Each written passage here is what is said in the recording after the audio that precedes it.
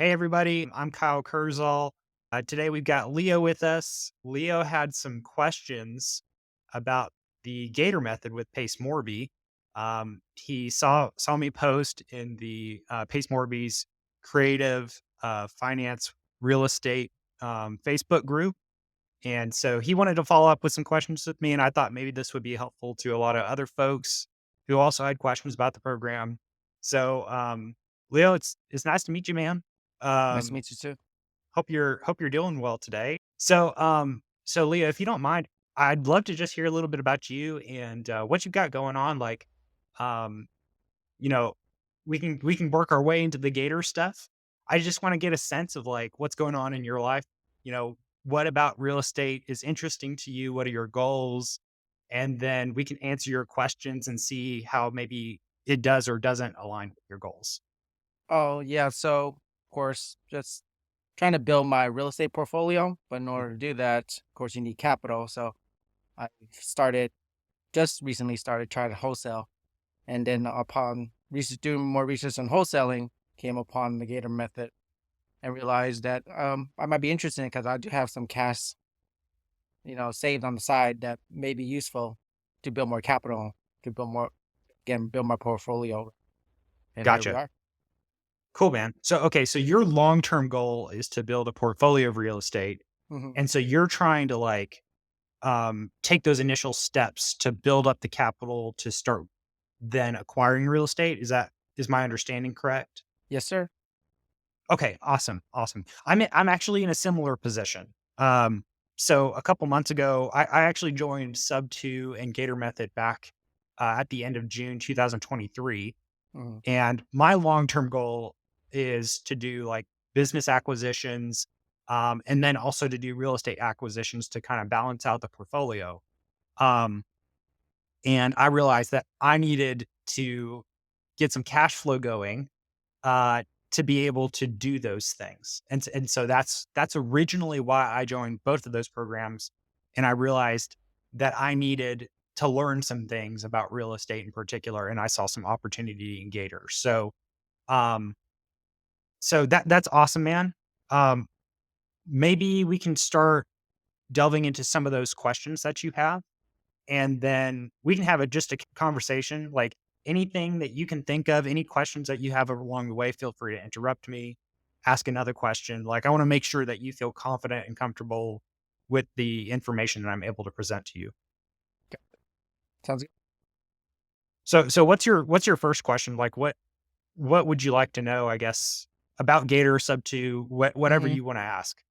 Oh, I got the basics of not Substitute, Gator method so far. Mhm. My understanding is I just want to dive deeper into the contracts and how that works out between title companies and the borrower, and also that's of course finding potential clients who's willing to borrow the EMD to fund their projects. Of course, see how that process goes and how it was taught and all that stuff and how it was provided.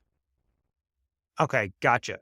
Um, so I would say like maybe just to give you some information about what Gator is and like how it's being positioned and what I guess the long-term vision is from my understanding from how Pace has kind of expressed all of this. So Gator method originally started with just the EMD portion, right? Which is what you seem Mhm. to be the most interested in right now. Um, However, Pace is positioning this, from my understanding, essentially to be like the financial wing of the creative finance community.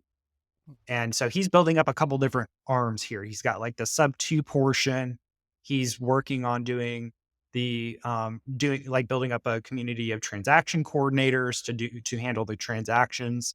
And then he's also building up this Gator community the to actually do like the financing portions. And so it started with the EMD, but it is expanding into something a lot bigger.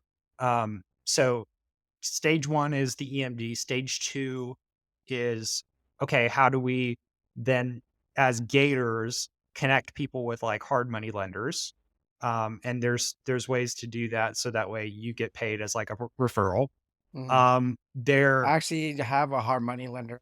Nice, Yeah. nice. Yeah, and so you could even leverage them now, Yeah. like, if you wanted to.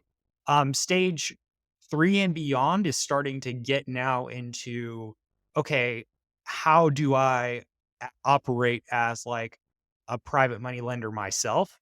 Um, how do I protect other people if I bring other people as private money lenders or private money partners? Um, and I think he may have mentioned that he was gonna delve into business at some point, like helping finance businesses. So that's my understanding, and I hope I didn't misrepresent him in anything. No, I But understand what you said. but you know, that's what Gator is looking like and where it's kind of headed.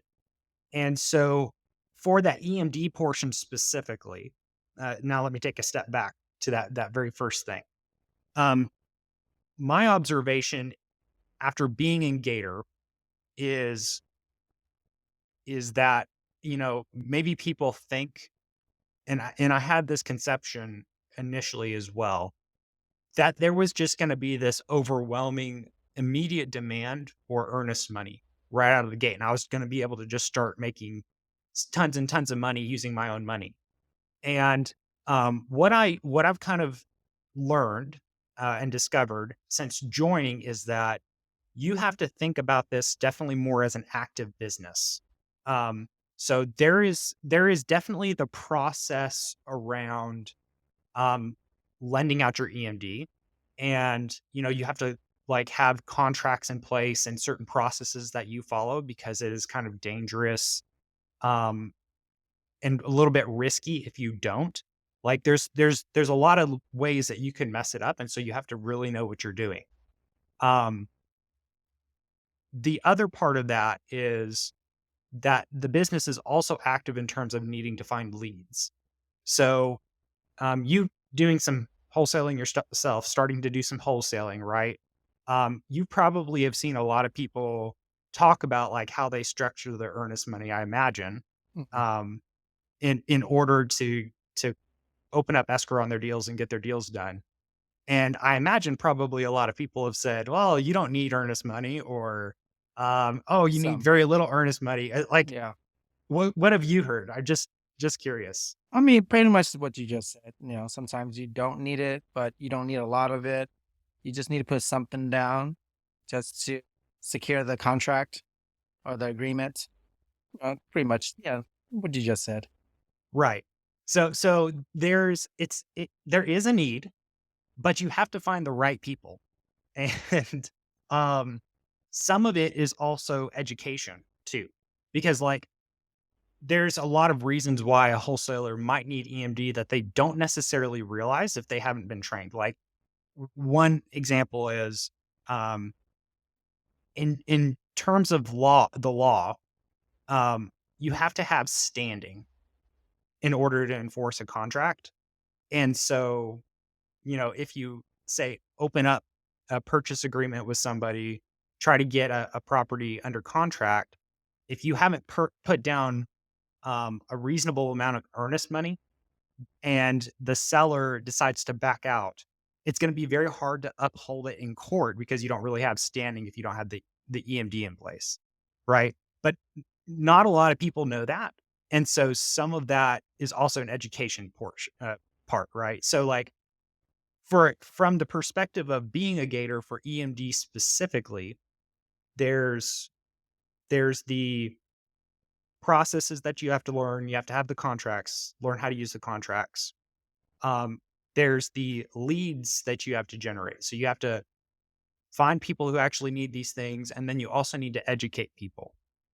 And then it's a very active business in that sense. It's not like, maybe once you get to a certain point, if you get well known enough, people will just start bringing you deals all the time. Maybe you find some really good people to work with who just want to keep leveraging your money.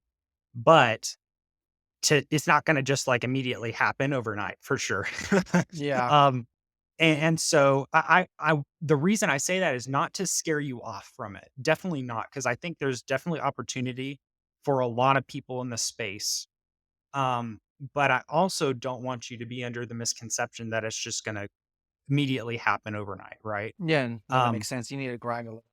yeah, yeah. You got to build the business. It's a business, Mhm, and so I think the question that I would just ask you for your goals are are you wanting to which skills do you wanna build really?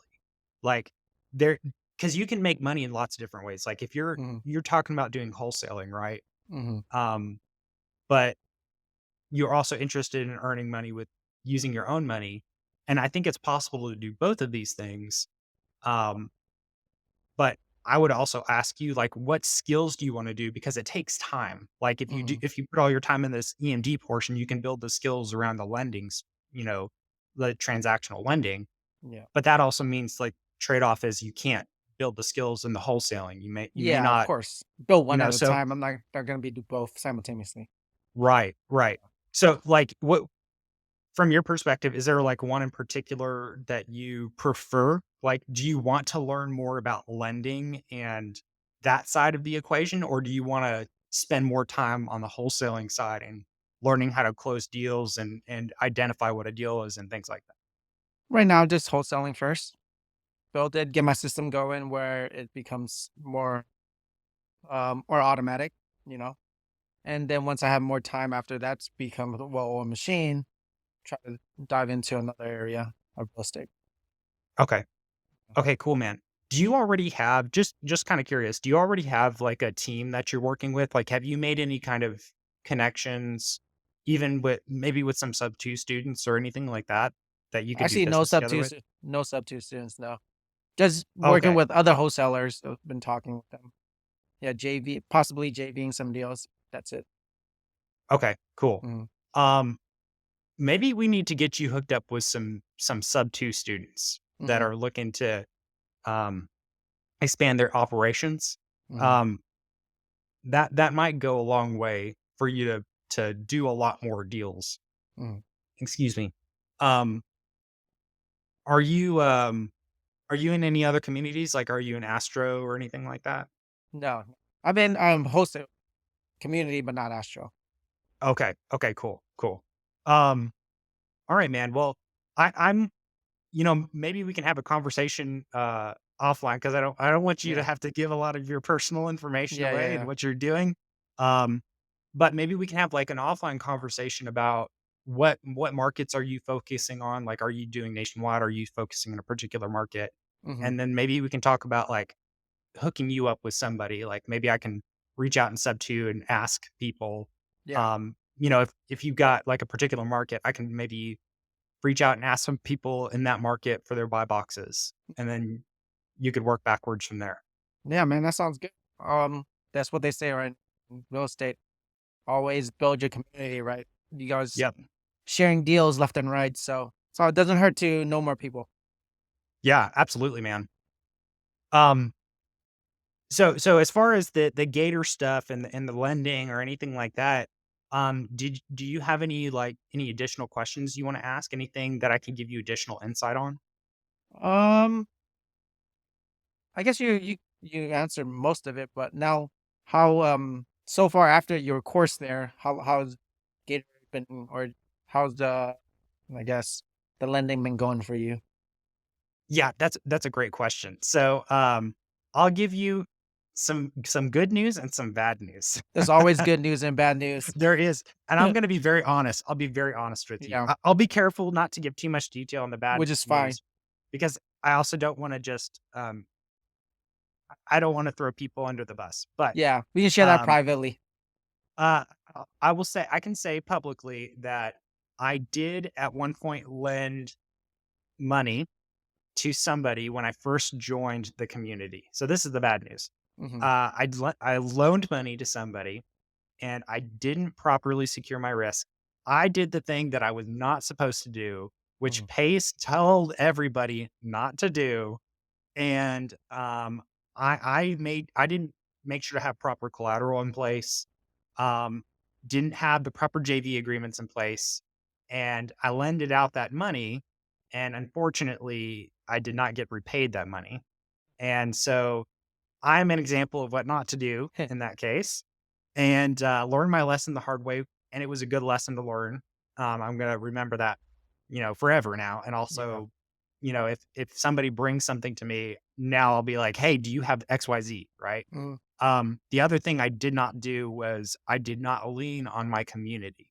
Mhm. Um, that would have been a very key thing, and something I would just say, like, um, even for you, like, in the creative, finance group that you're in, definitely lean on the community, like, Mhm.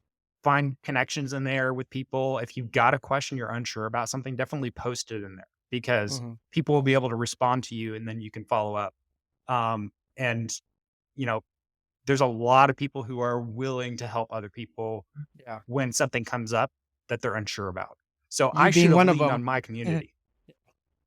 Mhm. Yeah, and I'm happy to, man. Like, I'm happy to give my perspective and be very honest about it. Because I don't want people to be uninformed or misled. Mhm. Something can look like the grass can always look greener on the other side, and so I don't wanna, like, mislead people, you know? Yeah. So that was the bad news. Um, I guess that's good news because I learned a good lesson, and I've gotten to share that with some people, and it's helped a few people. Um, the good news is that I have been able to actually close out 2 deals. They're not EMD deals, though.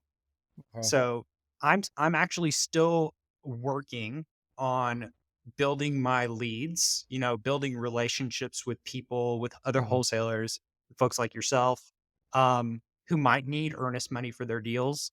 Um, you know, but it's gonna take time. It's just gonna take time to build those connections, make sure folks are understanding why you might want to do it in what case, like Mhm. it's useful versus, maybe there's a case where it's not useful. Um, so the way I've made my money so far on those 2 deals was by connecting people. And essentially what I did was I found a borrower that needed money, and then I found lenders that needed money, and I brought them together.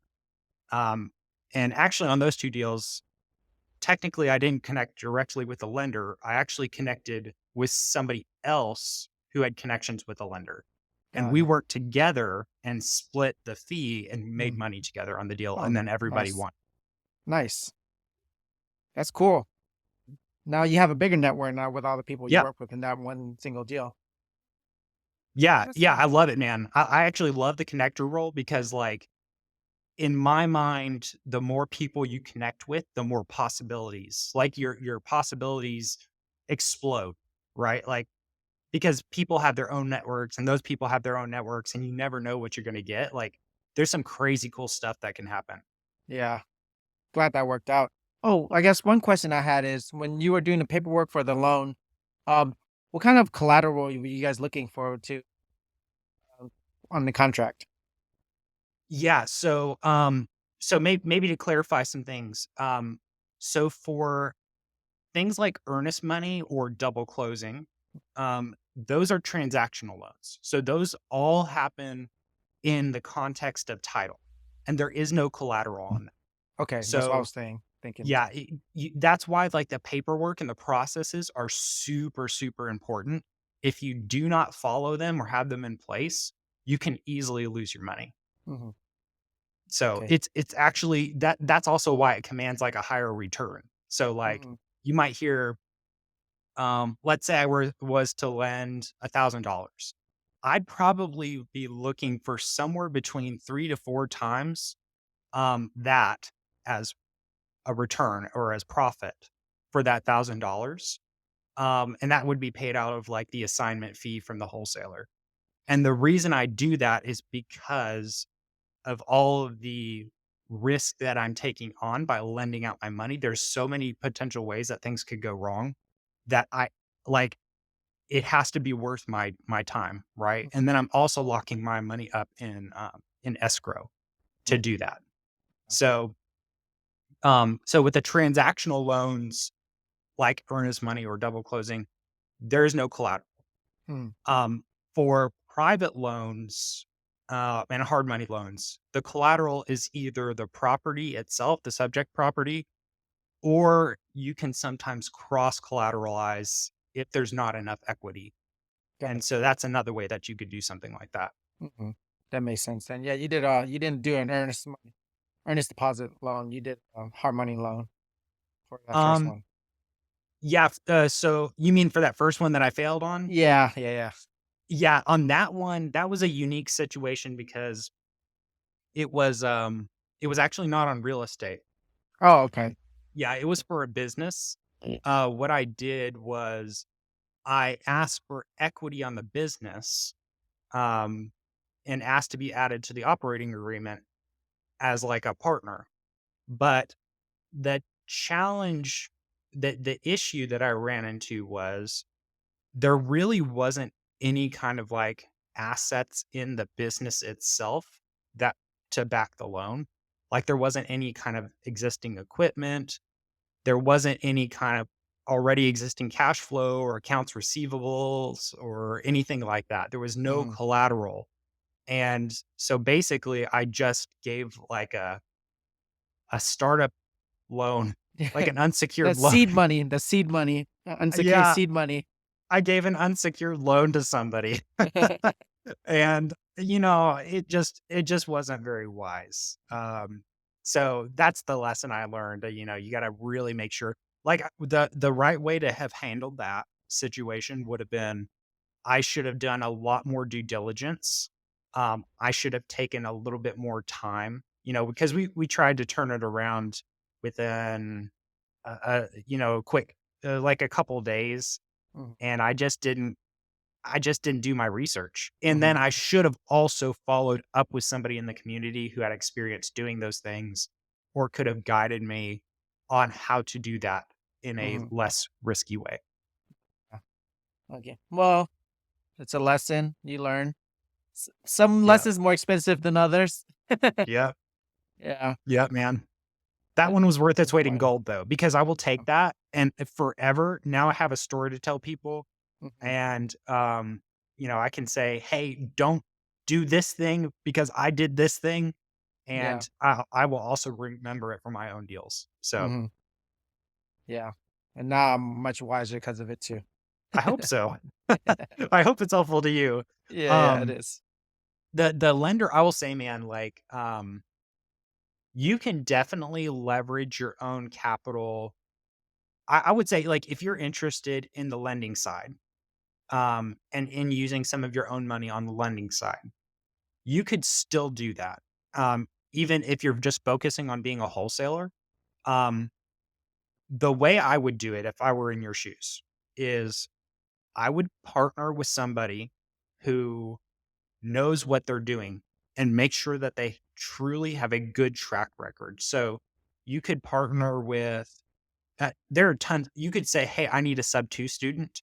Mhm, And you could partner with the sub two student. You could say, "Hey, I want to be a private money partner."